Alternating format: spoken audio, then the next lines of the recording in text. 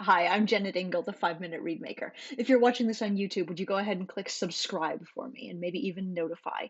This way you always know when I drop a new episode. And you can also make it easier for other people to find my channel and become better reed makers and happier musicians. Thank you so much. Today, I wanted to address something that I've been seeing a lot recently, which is reed makers who are finishing their reeds kind of out of order or disproportionately. I think we've all heard the advice to make sure that your reed is vibrating at the tip before you go to the heart and go to the windows, and this is a valuable piece of advice. But it doesn't mean finish your tip completely without scraping at all further back. And I would like to show you why that is the case. I have recently worked with a number of people who start their reads like this, whose teachers clearly told them at one point or another that your job is to make it vibrate in the tip first before you take anything off further back. And I'm sure you've heard this kind of advice too. Make sure that you get your vibration in the tip, make sure that you don't scrape the heart prematurely, make sure you don't go to the windows until you've got the balance with the tip and heart. And I have seen reads from people that look sort of like this. I'm sort of scraping a tip into a reed that really still has bark on it behind that. Obviously, I am not talking about simply a short scrape reed. That's a whole different thing. That's not what I'm talking about. But I've worked with people who are making reeds that look sort of like this, or maybe they have just the littlest bit of a light bark removing scrape back here.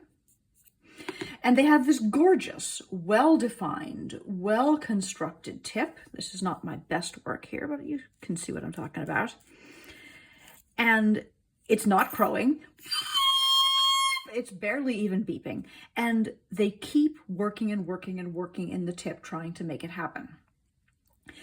Now, I had never thought about doing that. I treat my reeds much more holistically, and I scrape them aggressively all at once.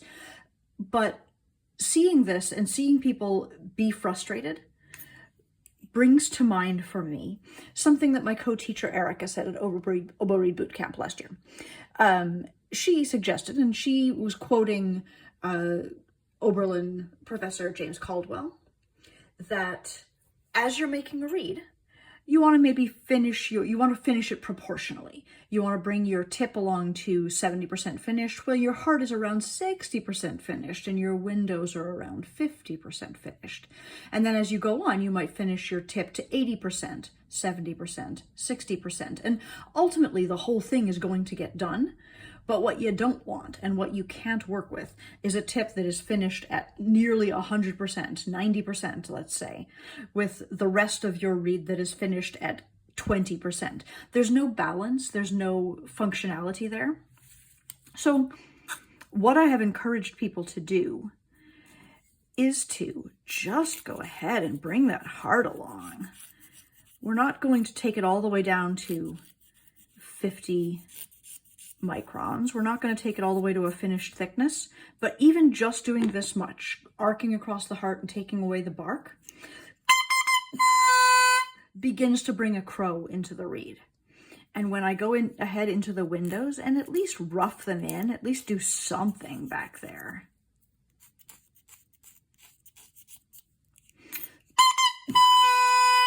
I open up the crow even a little bit more. So in contrast to that reed you just saw me make, the reason that I long scrape as aggressively as I do, here's my tip, here's my windows and my back, is that I really love the idea that maybe my heart is 60% done and my windows are 40% done before I even open the reed at all. as I throw a tip into this, and because I make my tips fast, of course, my tip gets itself to 70 or 80% real quickly. And am I being precise with these percentages? Absolutely not. I just want to point out that we know what a finished reed looks like. And the faster I can get my reed to looking like a finished reed, and to a semblance of balance between the three regions, the faster I can finish the reed. Here's my reed that I just made. I have a tip that's probably 80 to 90% done. The heart is probably 60% done. Got a gap over here. That's just because it's dry. But I've got a crow almost right away. It won't take me any time to bring this heart just a little further along, add some windows.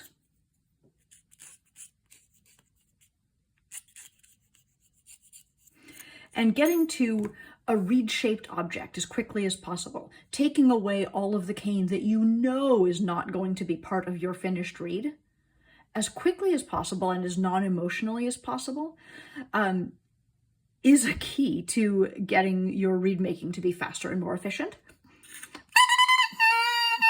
I really don't care how pretty my tip is before I have a concept that my reed will actually vibrate. And there's time as I work from 90% complete to 95% complete to 99% complete, from 70% to 80 to 85. There's time for me to refine all of those details, but I treat my reed holistically right away. And this concept, this little construct, was so helpful, so immediately helpful to the two people that I was working with, that I wanted to share it with you today as well.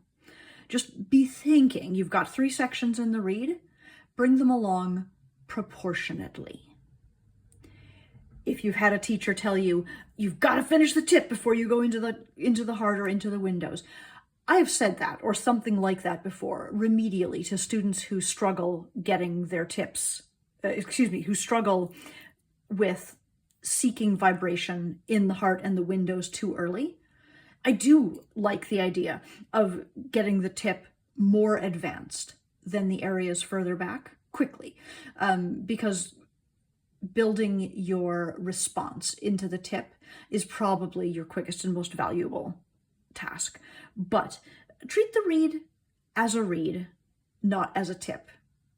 That is my tip for you. I hope this has been helpful. This has been a 5-Minute Reedmaker episode. You can follow these short videos here on YouTube. You can subscribe if you wish. I hope you will.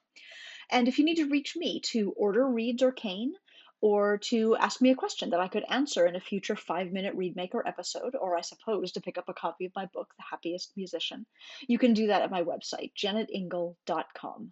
Thank you so much for watching. Have a great day.